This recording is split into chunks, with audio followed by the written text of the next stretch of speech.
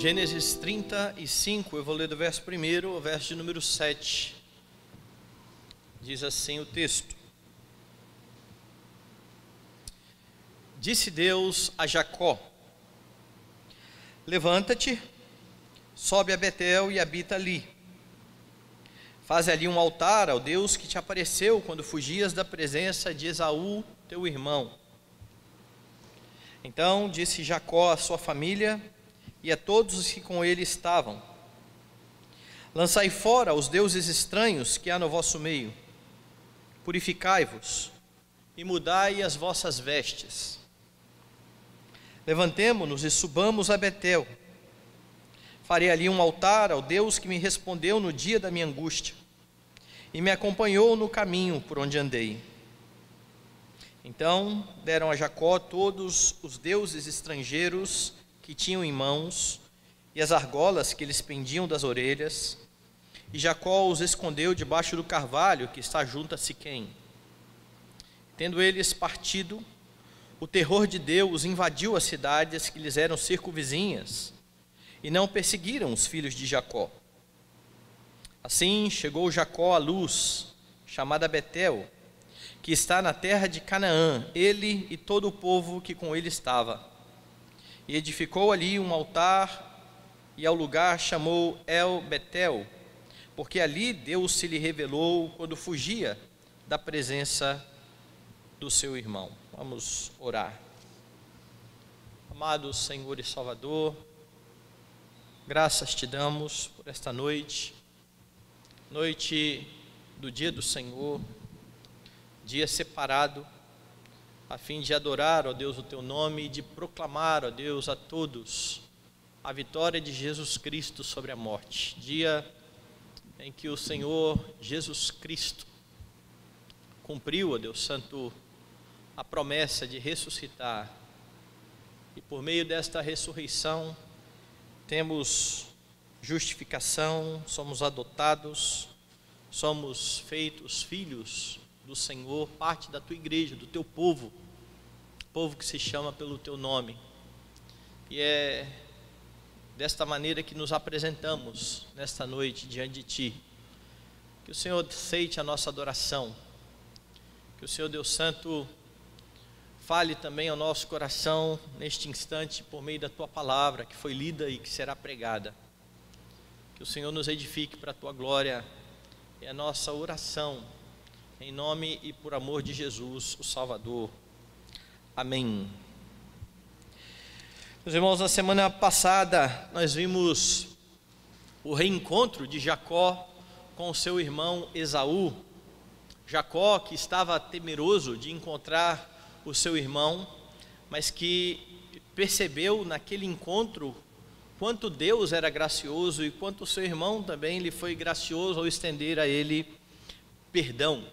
E o texto da semana passada terminou ali no finalzinho do capítulo 33, dizendo, a partir do verso 18: Voltando de Padã Arã, chegou Jacó são e salvo à cidade de Siquém, que está na terra de Canaã. Armou a sua tenda junto da cidade.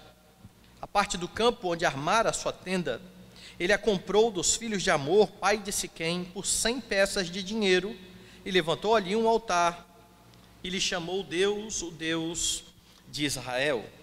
E aí então, no capítulo 34, o que você tem na história é uma sucessão de erros, uma sucessão de problemas que acontece, começando por Diná, a filha de Jacó, a única filha mencionada aqui de Jacó, que o versículo 1 diz que ela saiu para ver as filhas da terra, aquela terra que ainda não era a terra para onde Jacó deveria ter voltado, e ela então queria ver o costume daquela terra, e nesse momento então, ela sai sozinha do acampamento para ir até a cidade ver as cananeias, as filhas da terra. E você percebe nesse capítulo a passividade de Jacó. Ele deixa a sua filha sair sozinha, acontece uma tragédia, ela é tomada por Siquém à força, ela é estuprada, e quando essa notícia chega a Jacó, Jacó está bem passivo, ele não dá muita importância àquilo que está acontecendo. Então, os irmãos de Diná, eles vão tomar as dores. Simeão e Levi, eles vão bolar um plano, assim que Siquém chega ali na terra deles e diz: olha, eu quero me casar com ela. E então eles bolam todo um plano para que eles pudessem se vingar daquele povo. E eles não temem sequer usar o sinal da aliança, o sinal santo da aliança, a circuncisão, para colocar em prática o seu plano. Eles então dizem aos siquemitas que eles podiam, que Siquém podia sim casar com a sua irmã, mas antes todo aquele povo precisava circuncidar-se. E assim então foi feito, eles circuncidaram, e o texto diz no versículo 25, que ao terceiro dia, quando os homens sentiam mais forte a dor, 2 filhos de Jacó, Simeão e Levi, irmãos de Diná, tomaram cada um a sua espada, entraram inesperadamente na cidade e mataram os homens todos. Então acontece uma verdadeira chacina aqui. Além disso, no verso 28, diz que eles levaram os rebanhos, os bois, os jumentos, o que havia na cidade e no campo. Eles de fato saquearam toda aquela cidade, e isso por conta de vingar a honra da sua irmã. Se você perceber no texto, não há aqui menção à glória de Deus, não há menção aqui ao pecado cometido primeiramente contra Deus. O que eles querem na verdade é vingar a honra da sua irmã. Eles querem limpar o nome da família, e isso é tão mal visto pelo Senhor que você vai perceber lá no final do livro de Gênesis, que quando Jacó vai abençoar os seus filhos, a bênção não vai para o primeiro filho, que é Rúben, porque ele se deita com uma das concubinas do seu pai, e então a bênção deveria passar para os filhos que viriam depois, Simeão e Levi.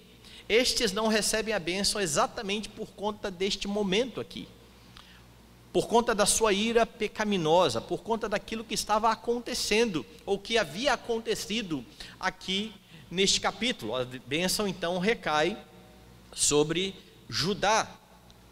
Mas o que você percebe aqui, pior ainda, é Jacó, que não repreende os seus filhos por estabelecer uma guerra que ainda não tinha sido ordenada, que não repreende os seus filhos por ter usado de forma profana o sinal da aliança para vingança, mas ele repreende os seus filhos por uma outra razão. Veja aí o texto no verso de número 30.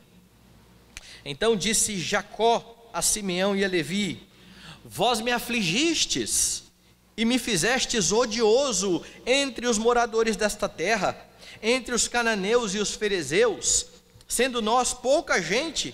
Reunir-se-ão contra mim e serei destruído, eu e a minha casa. Jacó está morrendo de medo de morrer. Jacó está repreendendo os seus filhos, dizendo: por causa de vocês, eu corro o risco de morrer, e eu corro o risco de ver toda a minha casa ser exterminada. Mas perceba, esse Jacó foi aquele que lutou com Deus, e que ouviu. Agora o seu nome não é mais Jacó, o seu nome agora é Israel, o seu nome agora é Deus prevalece, porque Jacó prevaleceria no poder de Deus, mas ele está temeroso. Neste momento ele não olha para o seu Deus, ele simplesmente olha ao seu redor, e os homens parecem a ele maiores do que Deus. E muitas vezes você e eu acabamos fazendo como Jacó. Nós temos um Deus, o Deus que prevalece, o Deus que está acima de toda a terra, mas nós tememos as pessoas, nós tememos as circunstâncias que nos assolam, confiando que estamos seguros à medida em que estivermos bem com as pessoas, ou que as circunstâncias não estiverem tão desfavoráveis, achando que isso vai melhorar a nossa vida, em vez de buscar uma vida de piedade e de obediência a Deus. E todas as vezes que nós procedemos dessa forma, eu tenho batido nessa tecla, nós incorremos em idolatria, Porque a idolatria consiste exatamente em buscar fora de Deus aquilo que só pode ser encontrado no Senhor Deus, quer seja segurança, quer seja paz, quer seja alegria, satisfação. Tudo isso pode ser encontrado verdadeiramente somente no Senhor. Quando nós voltamos os nossos olhos para longe do Senhor, buscando essas coisas, nós estamos incorrendo em idolatria. E essa é uma mensagem urgente para os crentes, porque parece que os cristãos protestantes acham que estão imunes ao pecado da idolatria, mesmo olhando, por exemplo, a epístola de João no Novo Testamento, que não fala um momento sequer sobre a idolatria de ídolos feitos a mãos de homens, mas termina com um aviso solene: filhinhos, guardai-vos dos ídolos. A que ídolos João está se referindo? Ele está se referindo aos mesmos ídolos que Ezequiel fala no texto que nós lemos, por exemplo, aqui na liturgia. Os ídolos que nós levantamos dentro do nosso coração. Pode ser que nós não tenhamos ainda esculpido o nosso ídolo, a nossa imagem de escultura, ou desenhado o nosso falso Deus, mas muitas vezes o coração está abrigando falsos deuses. E aqui então está Jacó entendendo que estaria seguro não por causa do Deus de Israel, do Deus que prevalece, mas achando que ele estaria seguro se os seus filhos não tivessem promovido aquela chacina, porque aí então ele não estaria com essa pecha, ele não seria odioso diante dos moradores da terra. E tudo isso acontece por causa de um primeiro erro, porque quando ele retornou, se você olhar, voltar aí a sua Bíblia, alguns capítulos, lá no capítulo de número 31, quando Jacó conta às suas esposas a visão que ele teve de Deus, você vai perceber algo aqui. Verso 13, ele diz que Deus disse: eu sou o Deus de Betel, onde ungiste uma coluna, onde me fizeste um voto. Levanta-te agora, sai desta terra, volta para a terra da tua parentela. Então Jacó disse: Deus me apareceu e disse: eu sou o Deus de Betel, eu sou o Deus onde você fez um voto. Lembra do voto? Quando Deus aparece lá, ele promete ser com Jacó, abençoar Jacó, guardar Jacó no seu caminho, guardar Jacó enquanto ele voltava.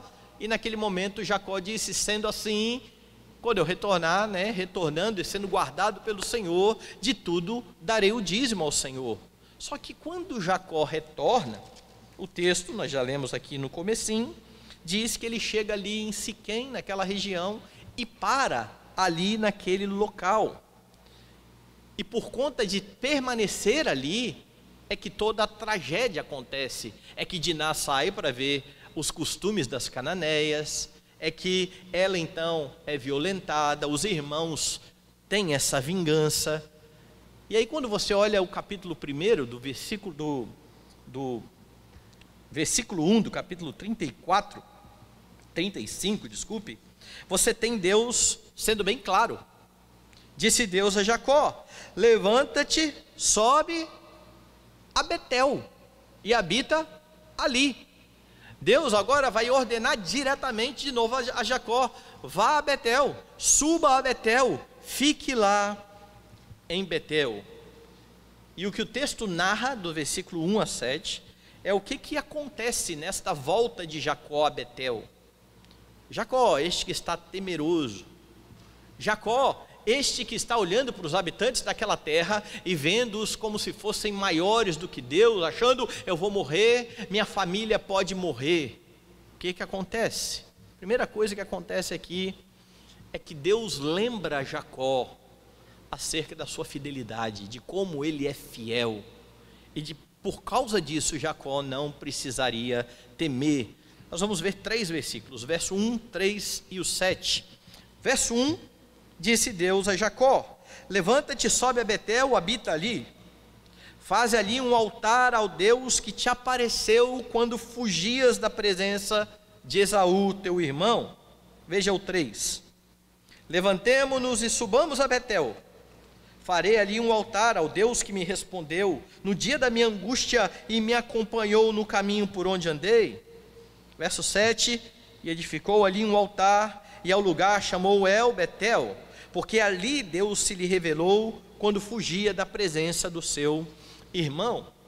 A ordem de Deus é categórica: sobe a Betel, habite em Betel, faça um altar ali em Betel.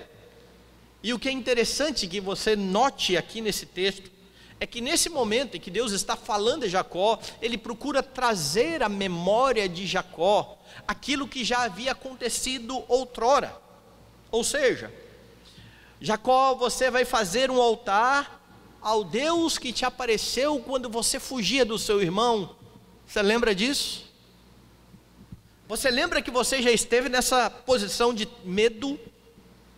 É como se Deus estivesse recobrando ali a memória de Jacó, dizendo: olha, lembre de quem eu sou. E lembre que isso já aconteceu. É quase um déjà vu. Jacó, você já esteve com medo. Você teve medo do seu irmão, e quando você estava com medo do seu irmão e fugindo do seu irmão, eu apareci a você. Eu encontrei a você.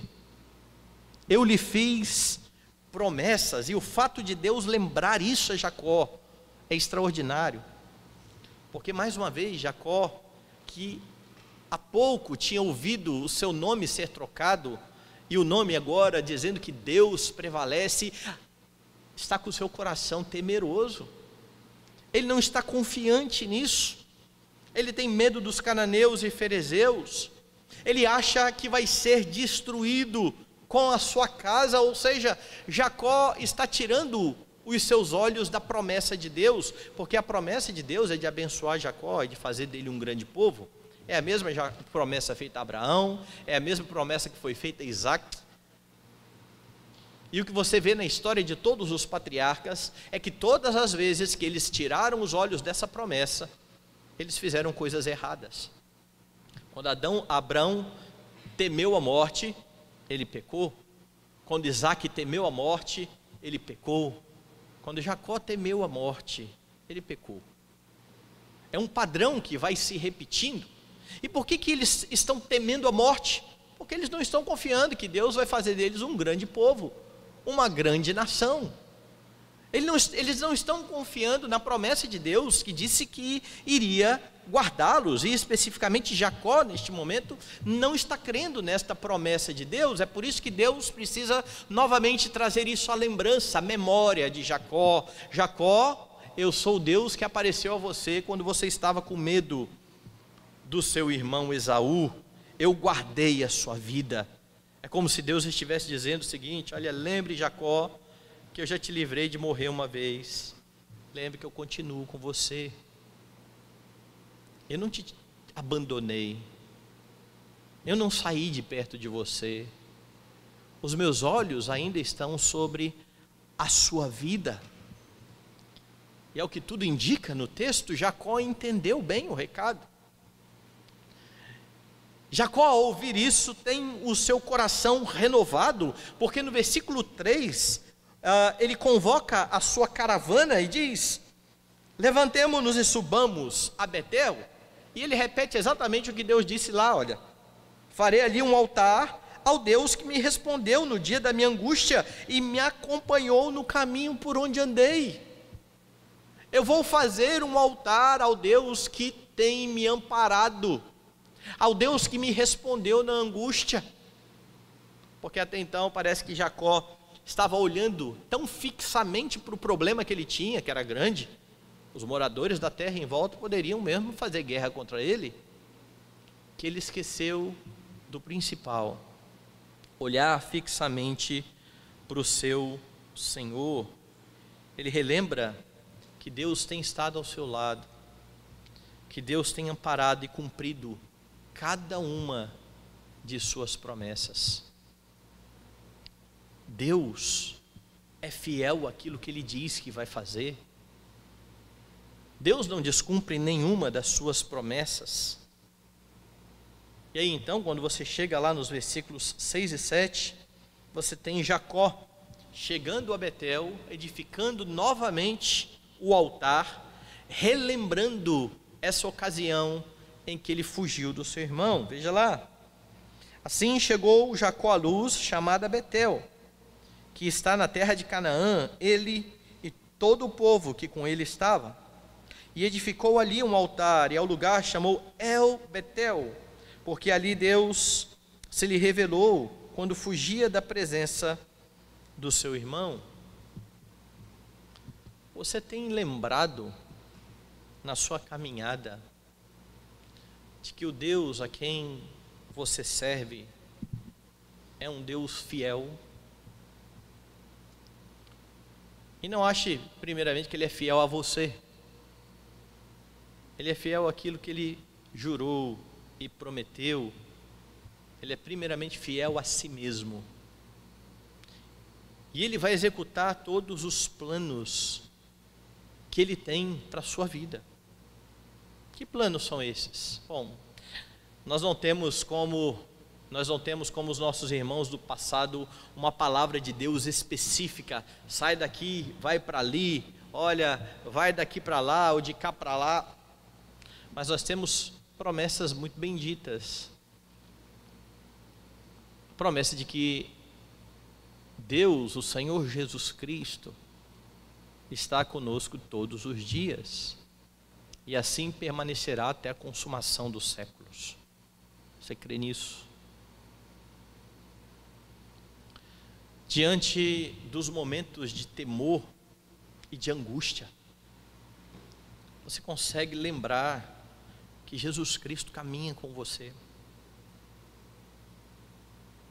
O Deus de toda glória prometeu que está ao seu lado. Prometeu que, sendo o seu pastor, Ele está com você, mesmo no vale da sombra da morte. Você consegue lembrar que este Deus disse, por meio de Paulo, que a obra começada na sua vida, a obra de salvação, vai ser completada até o dia de Cristo Jesus? Ou consegue ainda lembrar que este Deus bendito, que salvou a sua vida, estabeleceu cada um dos seus dias? Parece que nós esquecemos disso nos momentos de aperto e de angústia. Tem gente que acaba achando que vai morrer antes da hora, ou que alguma coisa vai acontecer fora do propósito soberano de Deus, e é por isso que vive colocando a esperança em vários locais, que estão fora de Deus, e esquecem que a segurança verdadeira está no Senhor e na sua fidelidade. Jacó é lembrado por Deus, e Deus lembra a cada um de nós, todos os dias, por meio da sua palavra. Ele está com você, Ele é o seu amparo, Ele é o seu escudo, não existe o que temer. O problema é que, a semelhança de Jacó, nós vivemos a esquecer isso. Nós vivemos deixando de lado essas verdades, e é por isso que diariamente é preciso lembrar ao próprio coração ou à própria alma, como fez o salmista em ocasiões, e dizer: porque estás abatido, a minha alma? Espera em Deus, a Ele louvarei. Mas acontece um pouco mais. O texto vai dizer que nesta volta, além de ser lembrado da fidelidade de Deus, depois que isso acontece, Jacó toma uma atitude. Jacó se livra dos ídolos. Veja os versos 2 e 4. Então disse Jacó à sua família e a todos os que com ele estavam: lançai fora os deuses estranhos que há no vosso meio, purificai-vos e mudai as vossas vestes. Levantemo-nos. 4. Então deram a Jacó todos os deuses estrangeiros que tinham em mãos e as argolas que lhes pendiam das orelhas, e Jacó os escondeu debaixo do carvalho que está junto a Siquém. A lembrança da fidelidade de Deus diante do temor que Jacó estava sentindo ali dos moradores da terra produz um resultado piedoso. E isso é interessante na forma como Deus age na nossa vida. Quando Deus fala ao coração, quando Deus traz o nosso coração de volta para Ele por meio da palavra, não é isso que o salmista diz, que a palavra faz? A lei de Deus é perfeita e restaura a alma. A ideia ali é exatamente traz a alma de volta para Deus. E quando Deus faz isso por meio da palavra, as nossas atitudes, outrora impiedosas, temerosas, começam a ser atitudes santas e piedosas, atitudes que honram a Deus. Então ele primeiramente ordena que todos os deuses estranhos sejam lançados fora.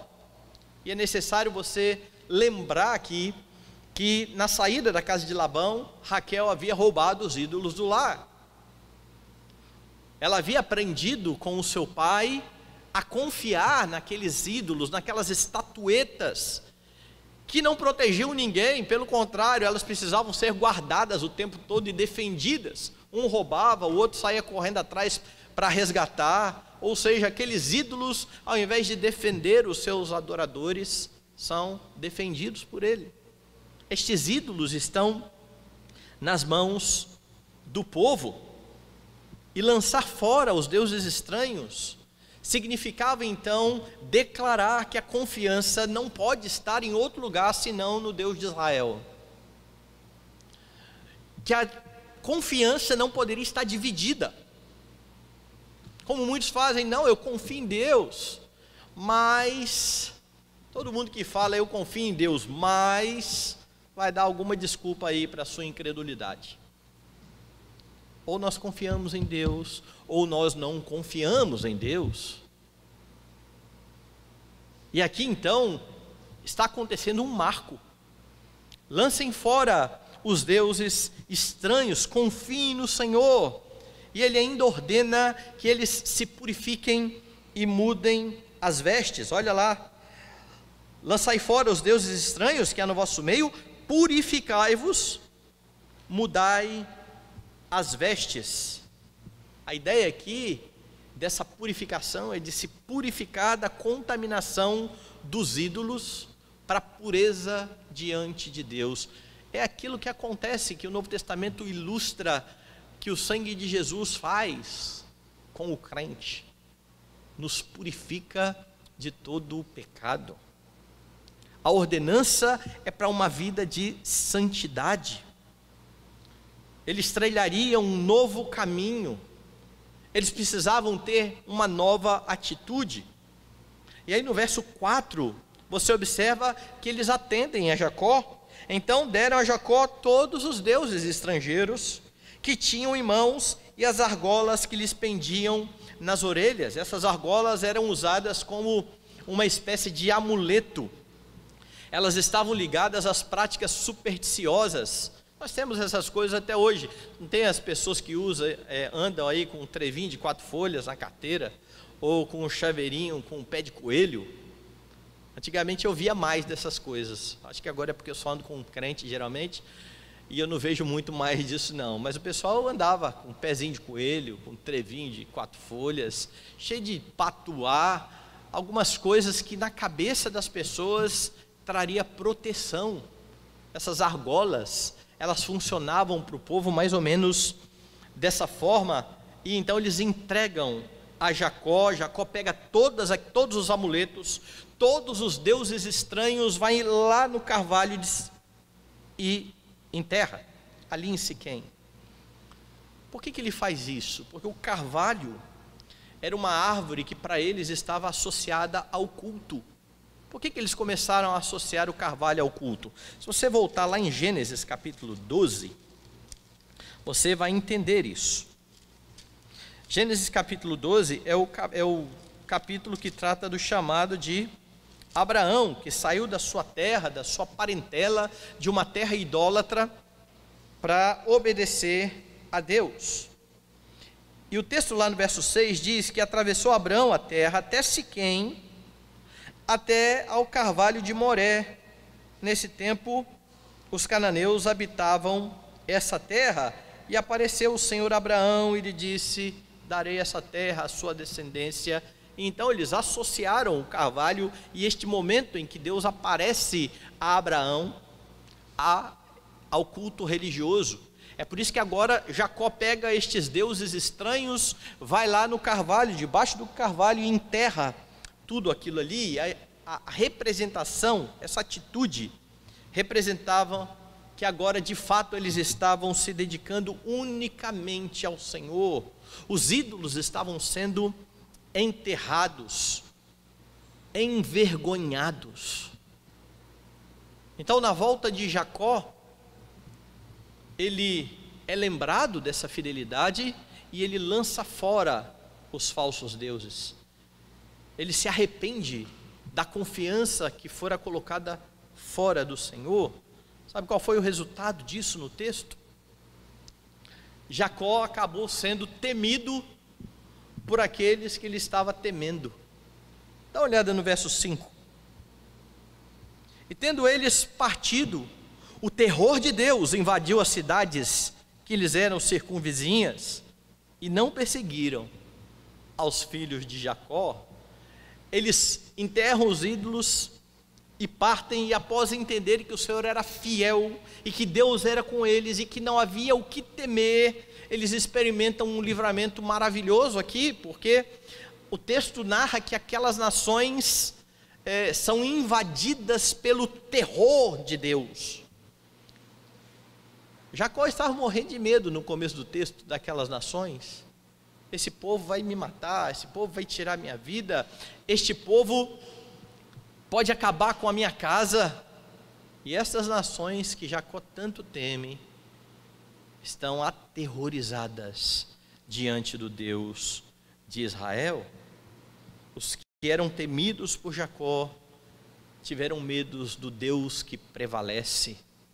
E aquilo que Deus tinha dito, você agora vai se chamar Jacó, Deus prevalece, estava sendo visto na vida dele.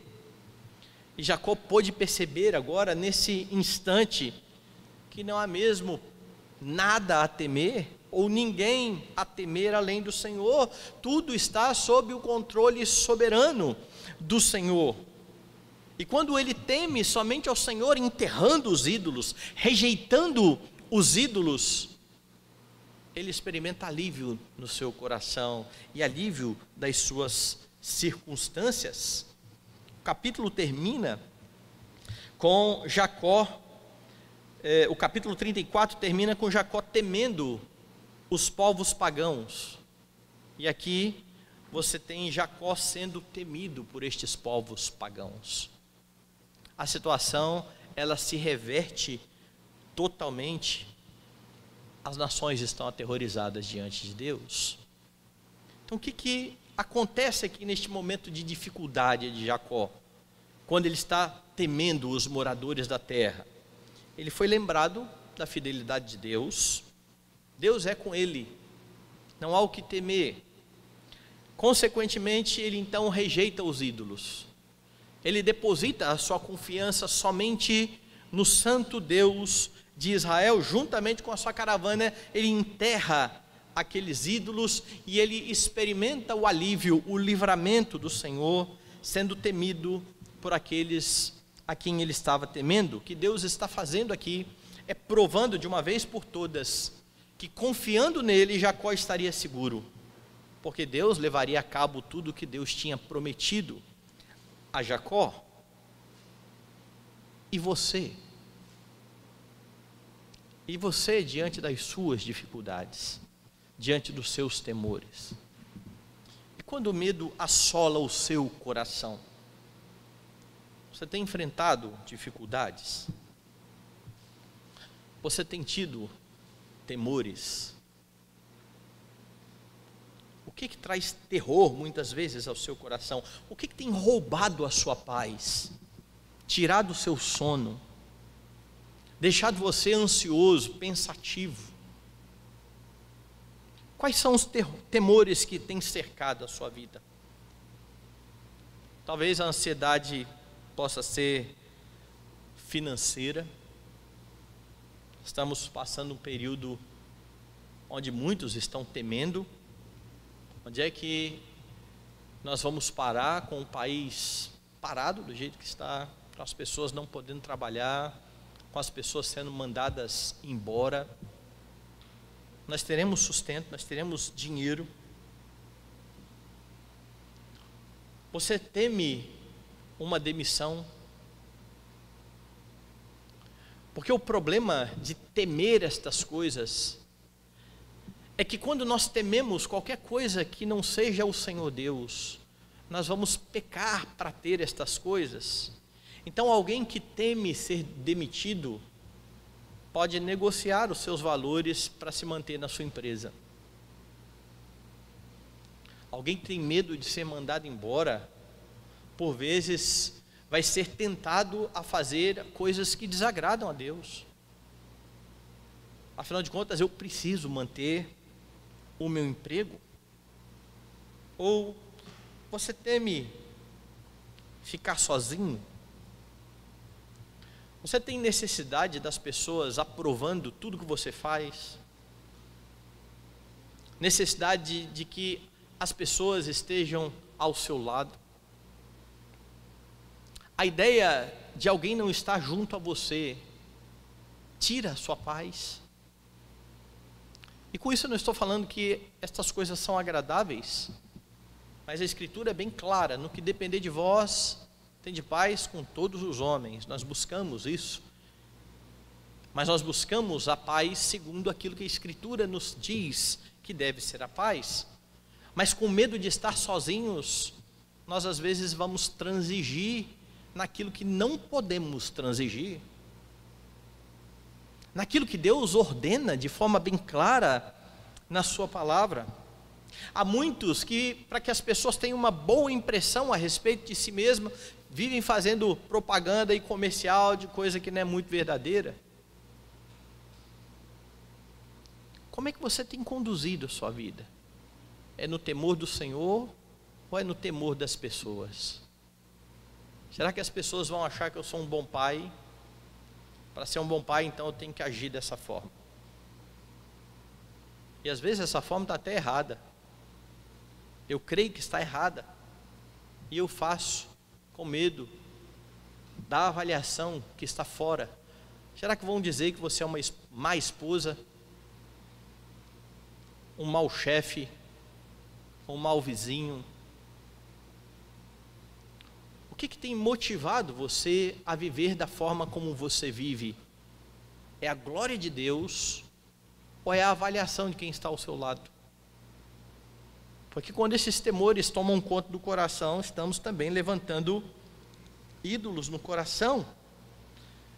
E por conta disso, aprovamos coisas que Deus detesta. Com medo de ficarmos sozinhos, com medo das pessoas nos abandonarem. Você pode precisar tanto da aprovação de outras pessoas, que vai fechar os olhos para os pecados delas, seja do cônjuge, do filho, dos irmãos da igreja. Ao invés de cumprir os caminhos que o Senhor tem ordenado, quando alguém peca, por exemplo, contra nós, vá até o irmão, confronte o irmão, ganhe o irmão. Ou continue o caminho, chame a testemunha, entregue à igreja. Mas muitas vezes é mais fácil fazer vistas grossas, porque se eu começar o confronto, pode ser que essa pessoa se afaste de mim, e então eu não exorto como a Escritura ordena. Hoje na escola dominical falava a respeito disso, né? Quando Paulo fala do dom de exortação, o que exorta precisa fazer com diligência. Mas como é difícil isso. E muitas vezes a dificuldade está exatamente quando o coração almeja que eu seja bem visto. E aí eu não quero fazer coisas que desagradam as pessoas. Ou ainda, a razão da sua ansiedade pode ser o seu entendimento de que você é o responsável, o grande responsável por manter tudo em ordem. Nada pode sair do controle de quem? Seu. Porque você que sabe como as coisas precisam andar. Porque você que sabe como as coisas precisam acontecer. E num momento como nós vivemos hoje, cheio de polarizações, todo mundo tem as respostas para tudo e cada um quer colocar diante do outro a sua posição E isso às vezes traz frustração. Pode ser que a gente não acredite nisso muitas vezes, porque o nosso coração nos trai. Mas todas as coisas estão sob o controle do Deus soberano. Todas elas. Políticos corruptos, doença desenfreada, tudo isso. Deus reina. O Deus que prevalece está sentado no seu trono. Mas como é difícil por vezes confiar nisso. Como é difícil descansar nisso. E de novo, a minha fala não é um convite a você viver de qualquer forma, então, e abrir mão do que você crê. Não. A minha fala é: descanse o seu coração no Deus que reina, no Deus que governa, porque é Ele que mantém as coisas nos seus devidos lugares, da forma como Ele bem entende. Tem muita gente que acha que é o responsável pela felicidade, pela alegria de todo mundo, e assume o encargo de fazer com que todos à sua volta estejam felizes, e ninguém consegue levar um fardo desse.